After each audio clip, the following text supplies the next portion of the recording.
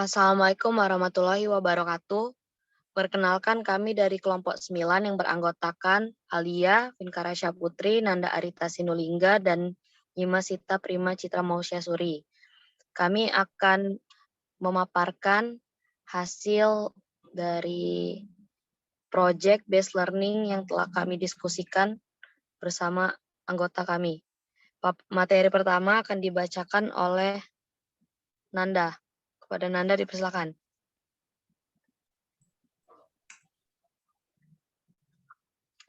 Baik, jadi Arab Spring ini merupakan gelombang revolusi unjuk rasa dan protes yang terjadi di dunia Arab.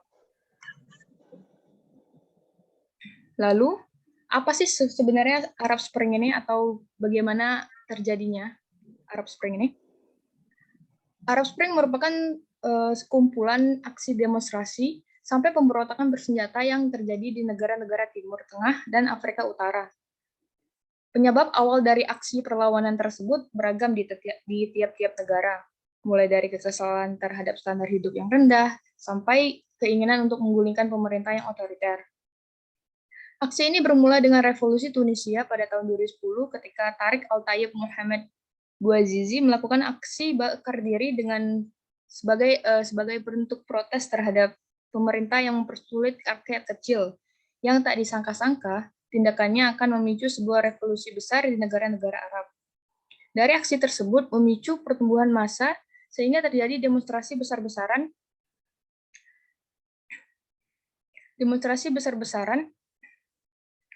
yang memicu gerakan rakyat atau people power yang masif dan simultan di Tunisia.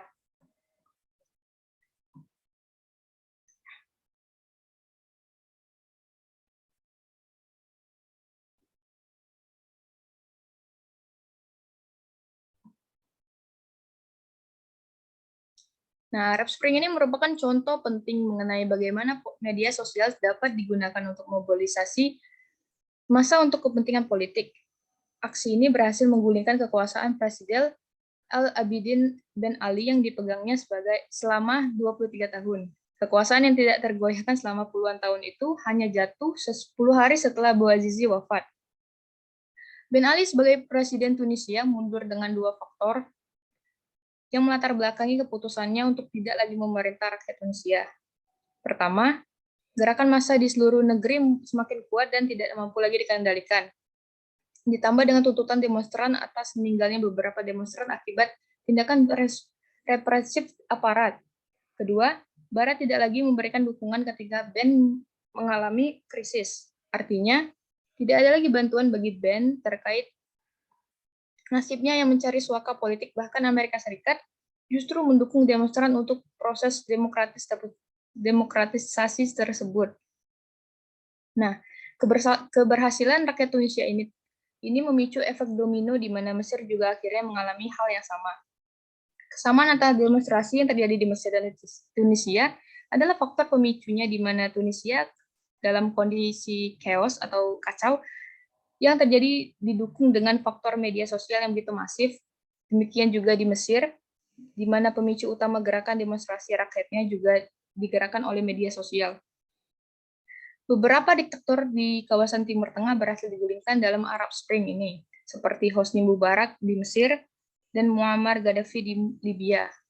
Begitu juga setelahnya di Suriah, di mana rezim besar Al-Assad juga tumbang oleh rakyatnya, yang terpelatuk oleh gelombang yang terjadi di Tunisia dan Mesir, yang mana keduanya sama-sama melalui media sosial. Dan Ali Abdul Saleh di Yaman harus menghadapi perang sipil yang mengancam kekuasaan mereka.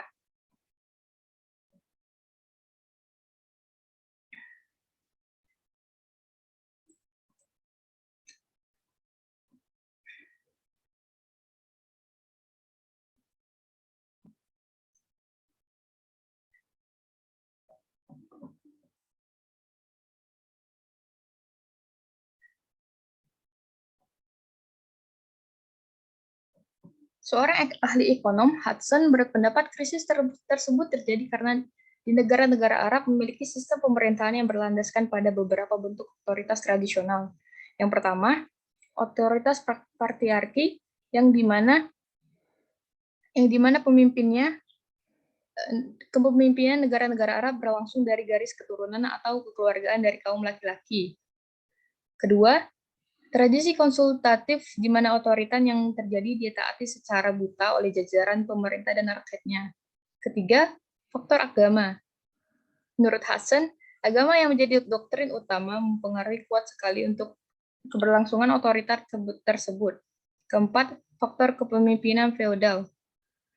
Dari bentuk kepemimpinan yang ada dan keinginan revolusi rakyatnya mengantarkan Tunisia, Mesir, dan Suriah pada tantangan reformasi politik. Selanjutnya akan dilanjutkan oleh rekan saya.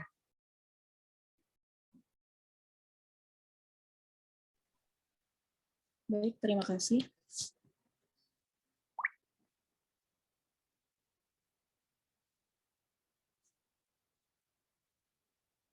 Slide selanjutnya. Baiklah, di sini saya akan menjelaskan faktor penyebab dari Arab Spring. Jadi sebelum The Arab Spring ini bergejolak, terdapat ketiga negara Arab, yaitu Tunisia, Mesir, dan Suriah, yang memiliki beberapa kesamaan dalam kondisi seperti di bidang sosial, ekonomi, dan politik. Nah, di ketiga kondisi ini sangat mempengaruhi terjadinya aksi dari The Arab Spring ini. Selanjutnya.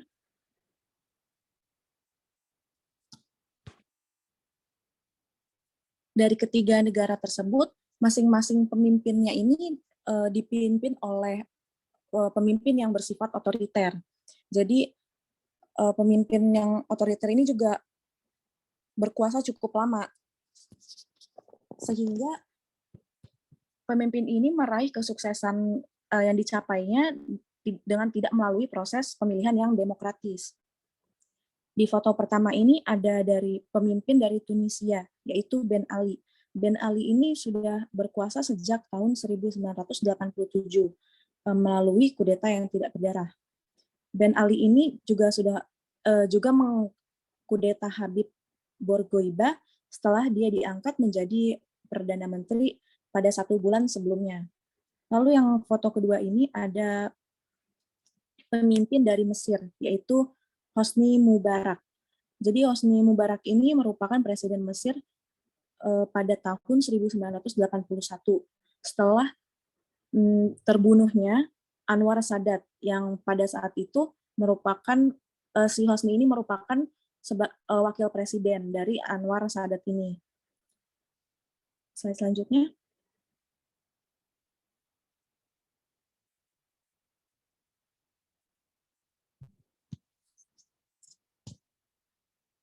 Nah, yang ketiga ini ada pemimpin dari Suriah. Pemimpin ini bernama Bashar al-Assad. Bashar al-Assad ini penerus dari presiden sebelumnya, yaitu ayahnya sendiri, yaitu Hafiz al-Assad. Hafiz al-Assad ini meninggal pada 10 Juni 2000. Jauh dari sebelum Hafiz al-Assad ini meninggal, ayahnya ini sudah mempersiapkan si Bashar al-Assad ini untuk menjadi presiden selanjutnya, yaitu untuk menggantikan si ayah ini, karena ayahnya juga merupakan sudah tua. Slide selanjutnya akan dibacakan oleh rekan saya.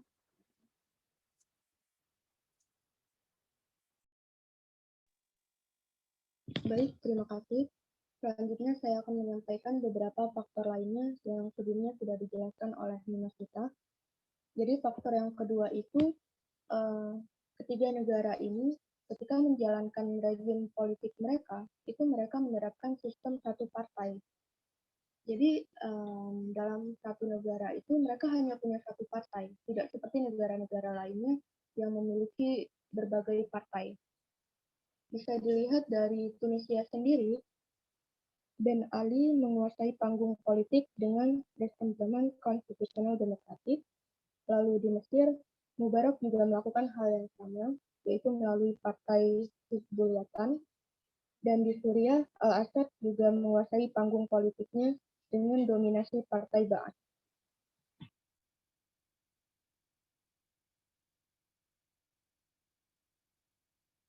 Faktor yang ketiga adalah negara-negara ini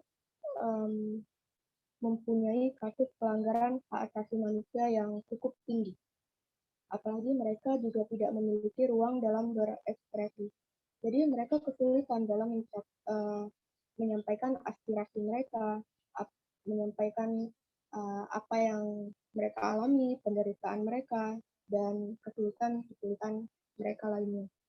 Dan di negara-negara tersebut, kebebasan pers juga sempit sedikit. Jadi wajar kenapa Arab Spring bisa bergejolak.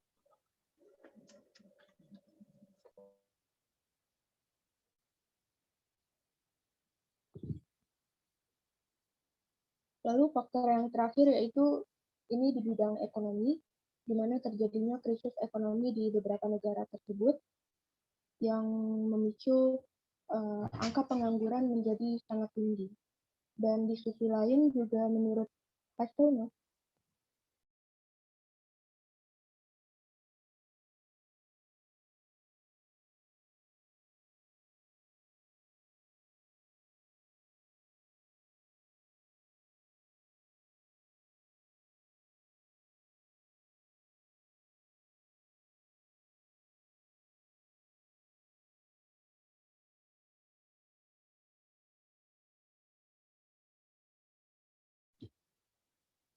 dan selanjutnya yaitu jadi sistem politik Timur Tengah dengan beberapa fenomena di atas membuat kawasan ini tidak memiliki gejolak politik yang berat. Karena setiap kali muncul peluang untuk rakyatnya memberontak, itu rezim selalu bertindak represif untuk mempertahankan kekuasaan mereka. Jadi wajar kenapa otoritarisme ini bertahan sangat lama. Bahkan Mesir mengalami otoritarisme dan berada di bawah rezim militer sejak tahun 1950-an. Sampai kemudian terjadinya Arab Spring yang terjadi pada tahun 2011. Jadi pada akhirnya rezim-rezim yang diktator dan absolut ini bisa runtuh oleh gerakan massa yang terjadi pada tahun 2011. Selanjutnya akan disampaikan oleh rekan saya.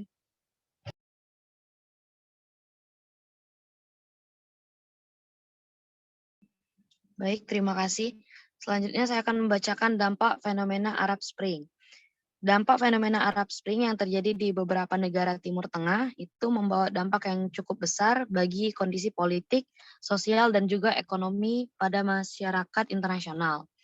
Nah, dampaknya ini ada 4, antara lain yang pertama itu menimbulkan instabilitas harga minyak dunia, yang kedua itu munculnya krisis ekonomi, sosial, dan politik di negara-negara Timur Tengah, yang ketiga menguatnya pengaruh politik Islam di Timur Tengah, dan yang terakhir adanya keinginan dari negara-negara Barat untuk menanamkan kepentingan politik di kawasan Timur Tengah.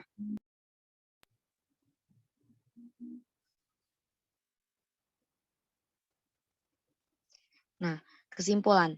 Dari pemaparan yang telah kami lakukan, dapat ditarik kesimpulan bahwa The Arab Spring yang bergejolak sejak awal tahun 2011 lalu, itu menjadi awal dari kebangkitan gerakan massa untuk menuntut adanya perubahan pada tatanan sosial politik.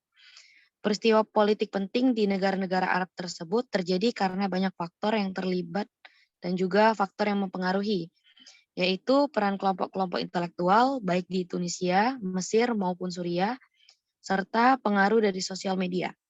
Tidak hanya itu, efektifnya peran kedua faktor tersebut juga didukung dengan situasi sosial ekonomi dari ketiga negara tersebut, yang mana dari data yang ditunjukkan di atas memperlihatkan bahwa tingkat pengangguran dan buta huruf itu cukup tinggi. Hal lainnya yang terjadi dari ketiga negara tersebut adalah banyak kasus-kasus pelanggaran HAM yang melibatkan negara atau rezim.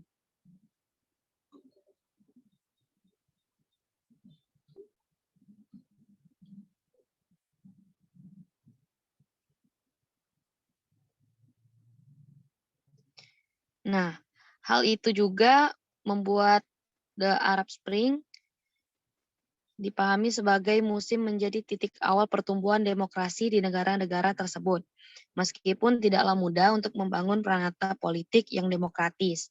ia juga dihadapkan dengan berbagai macam tantangan. Satu hal yang pasti bahwa The Arab Spring telah membuka pintu perubahan tatanan politik dan juga kehidupan masyarakat dunia